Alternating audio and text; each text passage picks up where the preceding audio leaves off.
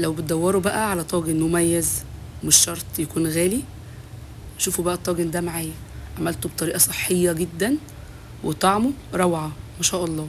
القطع دي مش قطع لحمة، دي قطع فراخ. عملته النهاردة بطريقة مميزة وتتبيلة تحفة، سهلة وبسيطة زي ما احنا متعودين. حتى البطاطس واخدة لون زي ما انتوا شايفين كده، دايبة ما شاء الله. وقطع الفراخ مهرية هتشوفوها دلوقتي ما شاء الله. طعم الطاجن ده حكاية، سهل وبسيط وصحي وبرضه موفر وينفع للعزومات. عملت جنبه طبق رز بشعرية زي ما انتوا شايفين كده. وصفة كده من الآخر روعة، جديدة وسهلة وطعمها مفيش أحلى من كده. بصوا شكل قطع الفراخ ما شاء الله مهرية.